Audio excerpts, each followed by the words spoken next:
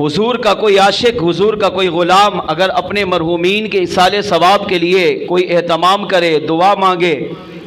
لنگر کا اہتمام کرے، محفل سجائے، ذکر و اذکار کرے، تلاوت قرآن کرے، تو یہ بیکار چیزیں نہیں، اس کا ثواب زندوں کو بھی ملتا ہے۔ اور اگر آپ نے یہ سارا ثواب مرحومین کو بھیجا تو اللہ کریم اس کا ثواب ان تمام مرحومین کو بھی پہنچاتا ہے۔ اس پر دو حدیثیں سنیے۔ میرے آقا صلی اللہ تعالیٰ علیہ وآلہ وسلم نے ارشاد فرمایا، جب کسی مسلمان کا انتقال ہوتا ہے، اس کے ورثاء اسے غسل دیتے ہیں، کفن پہناتے ہیں، اپنے کندھوں پر اٹھا کر قبرستان لے جاتے ہیں، اس کی نماز جنازہ ادا کرتے ہیں اور اپنے ہاتھوں سے اسے قبر میں اتار دیتے ہیں اور پھر قبر بند کرتے ہیں۔ اب یہی ورثاء جب واپس پلٹتے ہیں، بالکل حدیث میں وہی باتیں ہیں جو آج ہم کر رہے ہیں، جو آج ان کی والدہ کے ساتھ کیا گیا۔ تو آقا فرماتے ہیں جب تم اپنے مردوں کو قبر میں دفنا کر واپس لوٹتے ہو تو قبر میں وہ مردہ ینتظر دعوتن، وہ انتظار کرتا ہے۔ یا رسول اللہ، قبر میں بھی انتظار؟ فرمایا ہاں، وہ قبر میں انتظار کرتا ہے۔ وہ والد ہو تو انتظار، والدہ ہو تو انتظار۔ اولاد یہ نہ سمجھے کہ ماں باپ چلے گئے تو ماں باپ کا حق ختم ہو گیا، نہیں۔ ماں باپ اللہ کی ایک ایسی نعمت ہے کہ ان کا حق اگر زندہ ہو تب بھی اولاد پر ہے، اور اگر ماں باپ مر کر قبر میں چلے جائیں تب بھی ان اولاد پر ان کا حق ہے۔ چار حق میرے آقا نے اولاد کے بیان کیے کہ اگر ماں باپ دنیا سے چلے جائے تو اولاد پر چار حقوق ہیں، ان کو چاہیے اپنے ماں باپ کے ان چار حقوق کو پورا کرے۔ ان چار حقوق میں ایک حق اس حدیث پاک کے اندر ہے۔ میرے آقا علیہ السلام نے ارشاد فرمایا، جب اسے دفنا کر تم واپس پلٹتے ہو تو اس کی مثال ایسے ہے جیسے پانی میں کوئی ڈوب رہا ہو،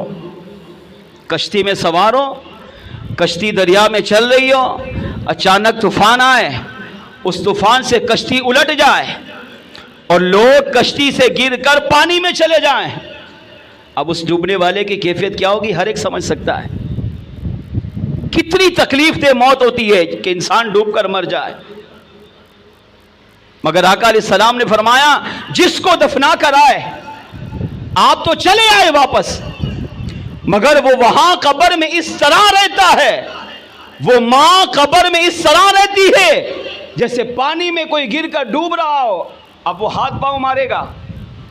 اپنے آپ کو بچانے کی کوشش کرے گا، پانی سے ہاتھ کو باہر نکالے گا،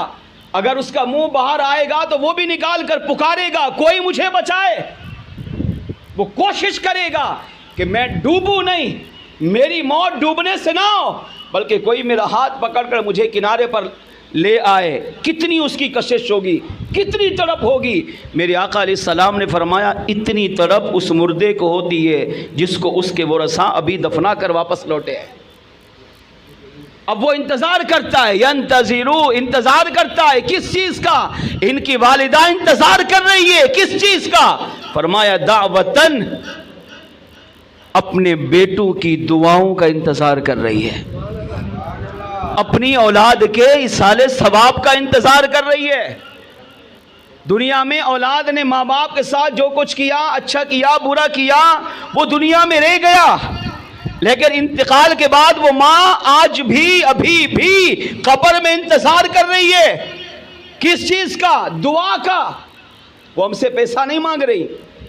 ہم سے مال و دولت نہیں مانگ رہی، ہم سے دنیاوی کسی نعمت کا سوال نہیں کر رہی، بس ایک ہی چیز ماں مانگتی ہے۔ کیا؟ آقا فرماتے ماں یہ چاہتی ہے کہ میرا بیٹا میرے لیے ہاتھ اٹھا کر میرے لیے دعا کر دے،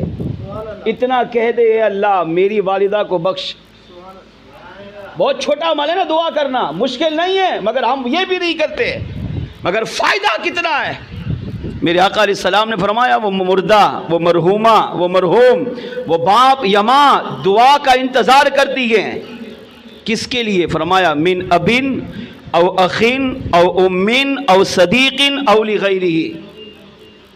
اپنے جو باپ زندہ ہو، بیٹے کا انتقال ہو گیا تو بیٹا انتظار کرتا ہے کہ کاش میرا باپ میرے لیے ہاتھ اٹھا کر دعا مانگے،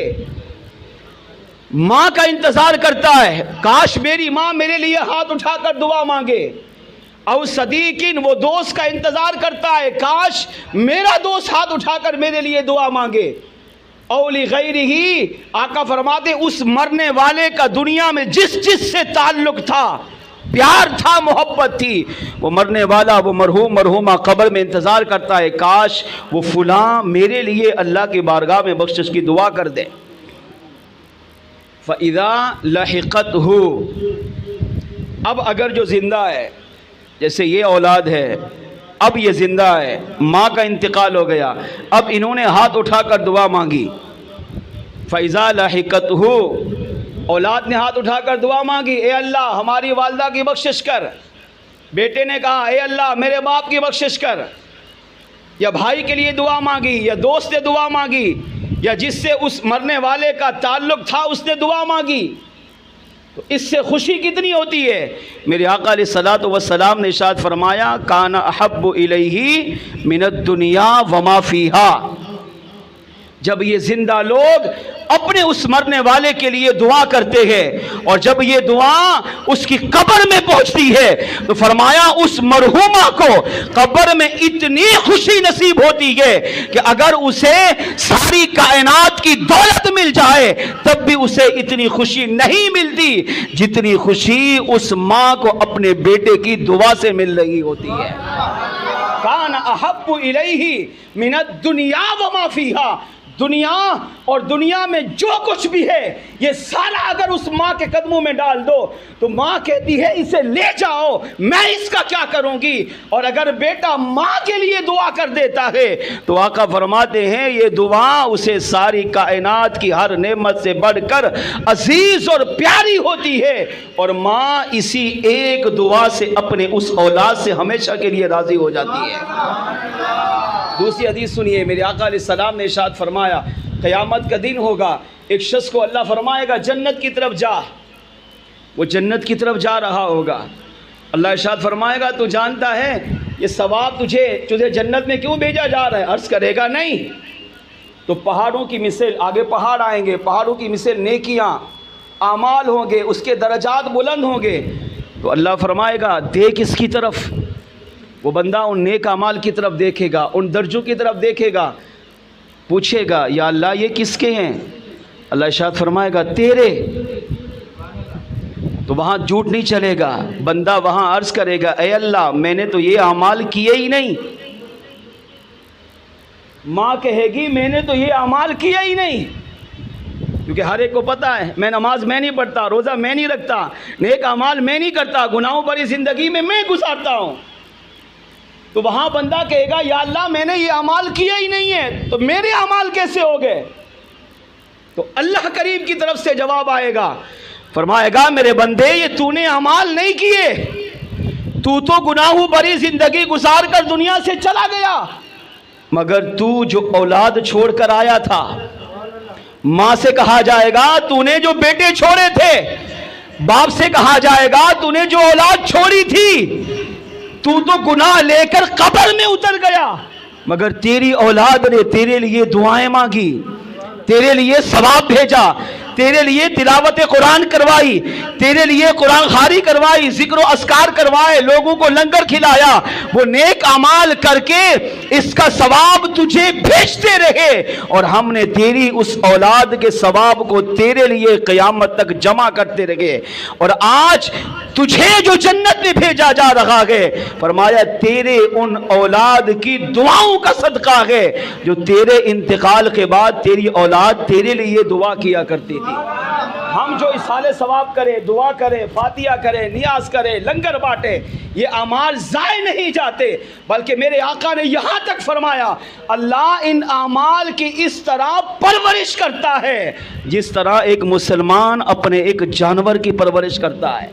جس طرح جانور کو پالا جاتا ہے، چارہ ڈالا جاتا ہے، کھلایا جاتا ہے، پلایا جاتا ہے، عید قربان پہ قربان کیا جاتا ہے یا اس کو بیچا جاتا ہے، جانور کی جس طرح دیکھ بھال کی جاتی ہے، میرے آقا فرمایا فرماتے زندوں کے نیک اعمال کی اللہ اس طرح پرورش کرتا ہے، اور انہی نیک اعمال کی وجہ سے قیامت کے دن اللہ اس اولاد کو بھی اور اس کے ماں باپ کو بھی بلا حساب و کتاب جنت میں داخل فرمائے۔